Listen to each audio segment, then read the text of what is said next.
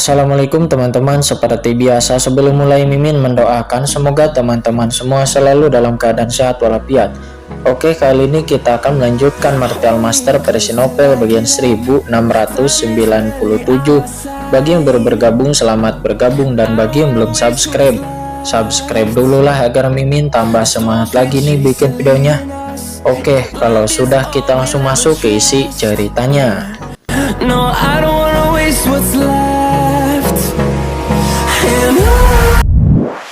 Kata Gowa, dia buru-buru berkata dengan hormat. Di sampingnya berdiri seorang gadis kecil bergaun merah. Gadis kecil itu memiliki kepang di kepalanya dan matanya besar juga cerah. Dan gadis itu seharusnya adalah adik perempuan Gowa. Sementara di belakang Gowa ada banyak sekali anggota klan dari dunia bawah. Banyak pria dan juga wanita. Dan masing-masing dari mereka masih sangat muda dan bersemangat. Di masa puncak kehidupan saat kekuatan jiwa paling penuh. Namun dalam hal kultivasi, orang-orang ini semuanya hanyalah rata-rata. Bahkan yang terkuat tidak lebih dari Ranah Supreme. Dan yang lemah hanyalah ahli yang mulia dan bahkan ada juga ahli guru suci. Dunia bawah ada pada tingkat yang sama dengan laut kosmik yang mewakili sisi gelap laut kosmik. Saat itu, pasukan dunia bawah bahkan menyerbu laut kosmik dan memicu gelombang besar, menyebabkan bencana besar. Jika ahli teratas tingkat master berada di alam semesta asli itu memang bagus, dan bahkan di beberapa tempat kecil itu dapat disebut seorang master, tetapi itu tidak cukup untuk menempatkannya di seluruh alam semesta awal, apalagi menempatkannya di alam semesta kosmik. Dan hal yang sama juga berlaku untuk dunia bawah. Tempat telantar ini adalah tempat di mana ahli teratas dunia bawah yang tak terhitung jumlahnya dipenjara. Lingkungannya keras dan orang-orang biasa tidak akan dapat bertahan hidup sama sekali di sini. Terlebih lagi orang-orang yang dapat dipenjara di tempat telantar saat itu semuanya adalah para master dari seluruh dunia bawah. Dan yang terlemah juga berada pada level transenden. Para anggota klan di sini sebenarnya adalah darah yang ditinggalkan oleh para penjahat dan juga ahli kuat dalam kurun waktu yang tak terhitung jumlahnya selama ratusan juta tahun. Karena reproduksi yang tak terhitung jumlahnya selama bertahun-tahun itu, garis keturunan telah merosot mengakibatkan penurunan tajam dalam hal kultivasi. Tetapi tidak peduli apapun setiap anggota klan di dunia bawah di sini, mereka semua memiliki darah yang kuat di tubuh mereka. Jadi begitu orang-orang ini menjadi dewasa, mereka setidaknya berada pada level master suci. Di dunia bawah ini memang ada para master yang banyak seperti awan, pikir Kincen dalam hatinya. Jika sekelompok orang seperti itu dibawa ke alam semesta aslinya, mereka mungkin akan mengejutkan dunia. Tetapi mereka ada di sini, mereka hanyalah penduduk desa biasa yang telah lama ditindas. Kamu tidak perlu berterima kasih padaku, itu hanya pekerjaan yang mudah, kata Kincen. Dia hanya menghela napas dalam-dalam dan berkata dengan ringan. Terima kasih semuanya sekarang, kalian semua pergilah. Kembalilah lebih awal, kurasa anggota keluarga kalian juga sedang menunggu dengan cemas, kata Kincen. Ya baik senior, kata Gowa. Pada saat ini, Gowa tiba-tiba berlutut dengan bunyi gedebuk ketika lututnya menyentuh tanah. Kami tidak ingin kembali. Jadi tolong biarkan senior menerimaku. Aku bersedia menjadi kuda dari senior dan melayani senior. Di belakangnya seluruh klan manusia juga berlutut dengan bunyi gedebuk ketika lutut mereka menyentuh tanah. Aku bersedia mengikuti tuanku dan berkontribusi untuk tuanku. Semua anggota suku itu buru-buru berkata. Mendengar itu Kincen tercengang. Oh sial, bagaimana situasinya? Apakah aku begitu menarik? Dia sedikit menyernyit dan berkata, kalian ingin mengikutiku, mengapa? Ini, Gowa tergagap dan terus melirik gadis kecil di sampingnya. Kincen juga menatap gadis kecil itu. Gadis kecil itu menghela napas dan berjalan keluar perlahan tanpa rasa takut yang dimiliki orang lain di matanya dan berkata, senior, kamu menghancurkan bajak laut awan hitam, dan kamu pasti telah membuat marah orang-orang di kota telantar ini. Bandit Heiyun ini telah lama berdiri tegak dan di belakangnya ada istana Raja Hantu. Merupakan kekuatan terlarang di kota telantar. Dan kudengar kamu juga telah membunuh Tuan Muda Aula Raja Hantu sebelumnya. Senior, kita melakukannya bersama dan nasib yang sama harus dikorbankan bersama. Jadi hanya dengan mengikutimu senior kita akan punya kesempatan untuk hidup, kata gadis kecil itu. Dia berkata dengan tenang dan tegas. Yang lainnya juga mengangguk satu demi satu.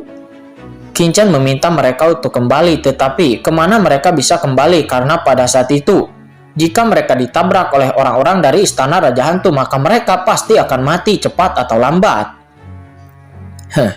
Qin-Chen terkejut. Gadis kecil ini benar-benar memiliki pendapat seperti itu. Dirinya tidak bisa menahan diri untuk tidak melihat ke arah pihak lain dan Qin-Chen terkejut sejenak. Karena gadis kecil ini memiliki temperamen khusus, dia tidak memiliki perasaan tak bernyawa seperti orang-orang dunia bawah lainnya. Tetapi gadis kecil ini malah merasa penuh dengan aura kehidupan. Perasaan ini sangatlah aneh tetapi juga sangatlah jelas. Boom! Begitu Qin-Chen mengangkat tangannya, dia segera meraih gadis kecil itu di tangannya. Senior, ampuni adikku, kata Goa. Dia panik dan berteriak dengan tergesa-gesa.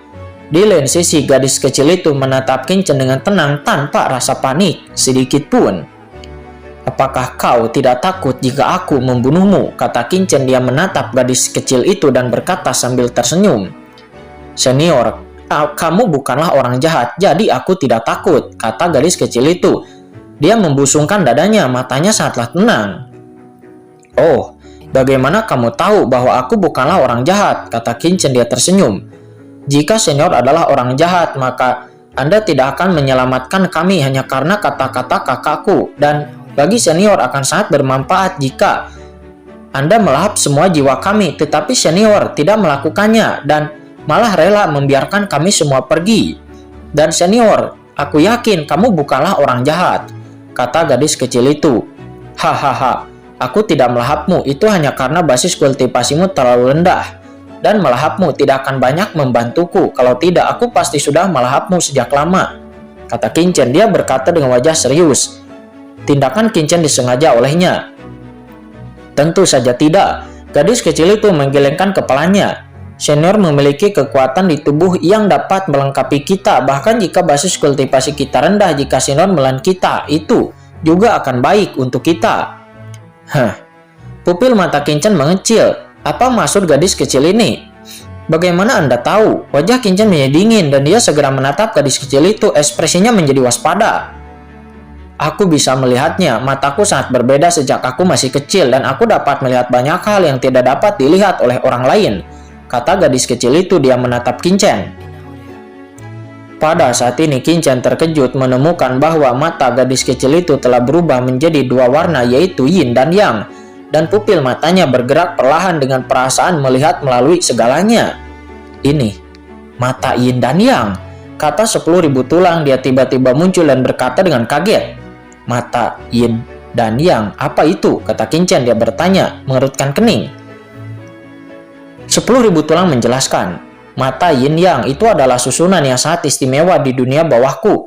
Konon katanya tidak ada satupun di antara 1 miliar yang disebut mata yin dan yang atau mata kehidupan dan kematian. Jenis mata ini dapat melihat kehidupan dan kematian serta juga dapat melihat yin dan yang. Semua ilusi dan hal-hal di dunia bawah dapat dipisahkan oleh mata ini.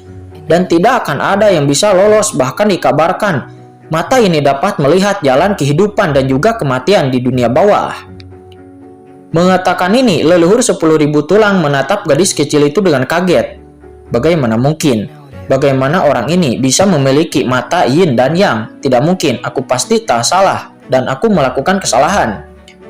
Gumam leluhur 10.000 tulang. Dia berkata dengan nada yang terkejut. Kamu melihat kristal kerangka leluhur 10.000 tulang. Gadis kecil itu buru-buru mundur selangkah dan berkata dengan sedikit ketakutan. Ada begitu banyak tulang, senior. Kenapa kamu ditutupi tulang? Kata gadis kecil itu. Ya benar, ternyata itu benar-benar mata yin dan yang, kata leluhur 10.000 tulang. Dia berkata dengan kaget. Kali ini dia berbicara dengan sangatlah yakin. 10.000 tulang. Qin-Chen menatap leluhur 10.000 tulang. 10.000 tulang berkata dengan penuh semangat. Tuan Muda Chen, tidak ada kesalahan. Tubuh bawahan terdiri dari tulang yang tak terhitung jumlahnya. Jadi bawahan disebut 10.000 tulang. Meskipun hanya ada 1 jiwa yang tersisa pada bawahan dan juga bawahan telah kehilangan tubuh. tetapi esensi jiwa bawahan. Persis sama dengan tubuh bawahan, namun sulit bagi orang biasa untuk melihatnya sama sekali. Bahkan puncak transenden tingkat 3 pun mungkin tidak akan dapat melihatnya. Tetapi gadis kecil ini dapat melihat tubuh bawahan. Sama sekali tidak ada kemungkinan lain kecuali jika itu adalah benar-benar mata yin dan yang. Kata 10.000 tulang, dia berkata dengan penuh semangat. Ini adalah mata yin dan yang. Keberadaan yang dikabarkan dunia bawah itu dapat melihat melalui segala sesuatu dunia bawah. Dan tidak ada yang bisa bersembunyi di bawah mata yin dan yang.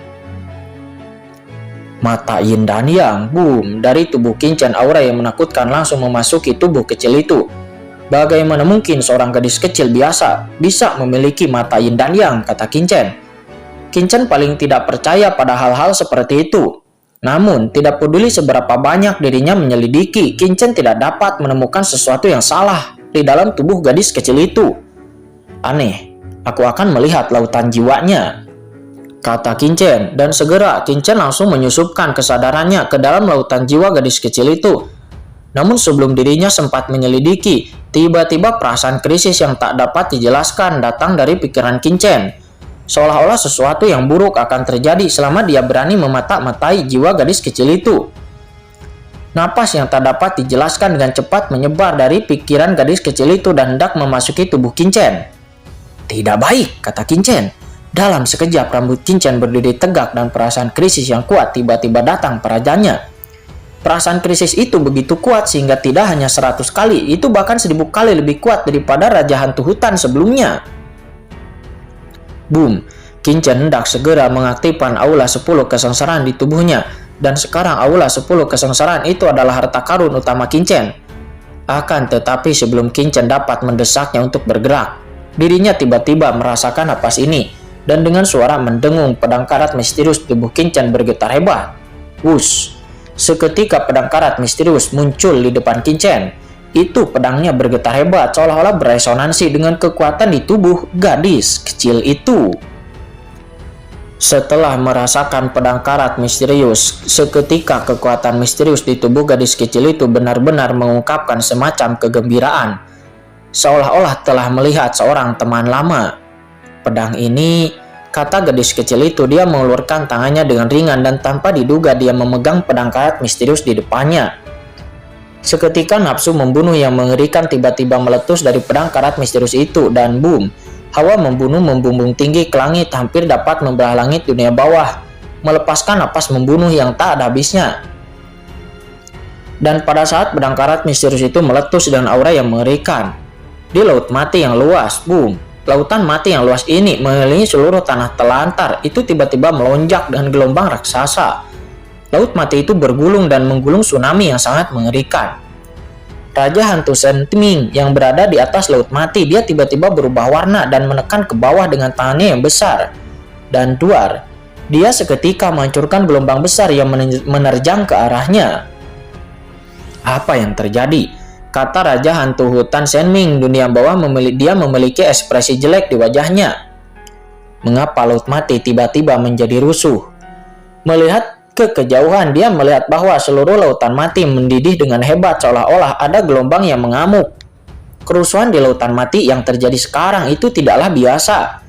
Dia melihat sekeliling, hampir seluruh lautan mati sedang menjadi rusuh.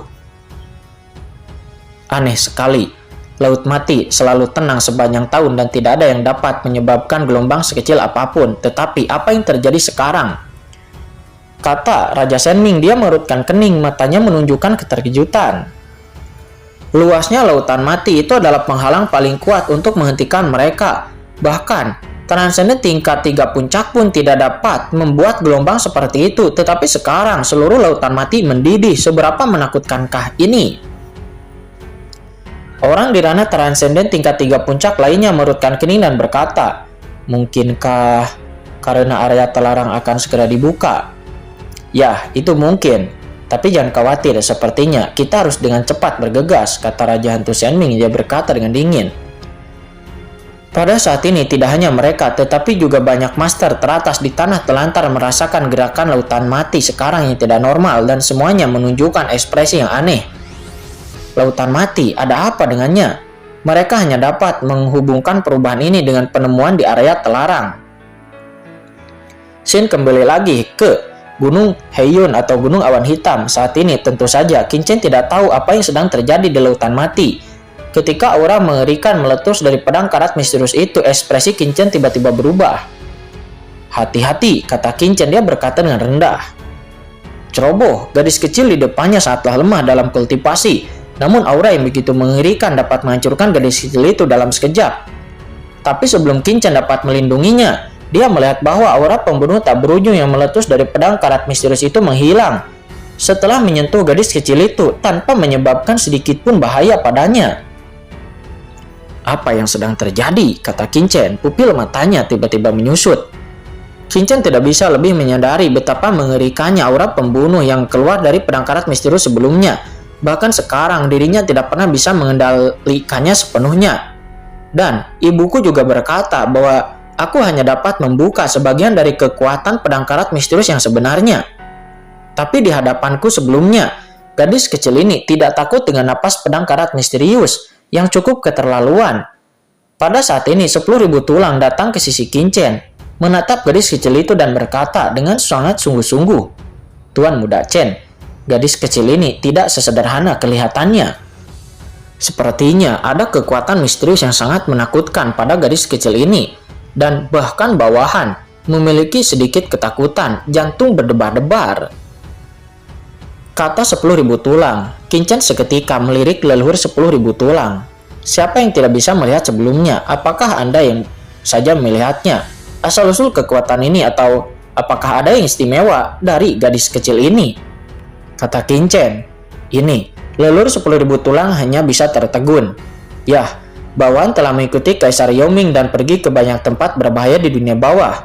Aura pada orang ini sangatlah istimewa. Mungkin itu..." Dia memeras otaknya untuk mengatakan sesuatu, tetapi ternyata dia tidak bisa. Karena dia juga tidak bisa melihat detail sebenarnya dari gadis kecil ini, apalagi memberitahu asal-usul. Jika mungkin untuk mengatakan bahwa mata yin dan yang, kehidupan dan kematian lahir secara alami, tetapi kekuatan mengerikan di dalam tubuh gadis kecil itu sama sekali tidak mungkin terbentuk secara alami. Itu pasti memiliki sumbernya. Qin menatap 10.000 tulang. "Akhirnya aku tahu mengapa ya Kaisar Yoming hampir tidak memikirkanmu di awal ketika kau menjadi salah satu dari 7 jenderal dunia bawah di sekitarnya." "Kenapa?" Kata 10.000 tulang. "Karena kau tidak bisa diandalkan dan tidak berguna," kata Qin. Dia tidak repot-repot memperhatikannya, menoleh untuk melihat gadis kecil itu. Matanya penuh dengan kewibawaan. Gadis kecil ini cukup luar biasa. Qin lalu mengangkat tangannya, dan begitu dia mengangkat tangannya, pedang karat misterius itu dipanggil dan kembali ke tangan Qin dalam sekejap, melayang dengan tenang. Pedang ini diperoleh oleh Qin di 5 kerajaan, dan waktu itu 5 kerajaan seharusnya diperoleh dari runtuhan kuno di pegunungan Yaoju. Kemudian Qin mengetahui bahwa pedang ini diperoleh dari lautan semesta oleh iblis pedang, ras manusia purba yang kuat di alam semesta asli. Tetapi aku tidak pernah tahu apa asal-usul dari pedang ini. Sekarang, pedang misterius ini tampaknya memiliki semacam hubungan dengan gadis kecil di dunia bawah. Qin pun seketika menatap pedang karat misterius itu, dan dia punya firasat bahwa mungkin perjalanan ke dunia bawah ini asal-muasal sebenarnya dari pedang karat misterius itu akan terungkap.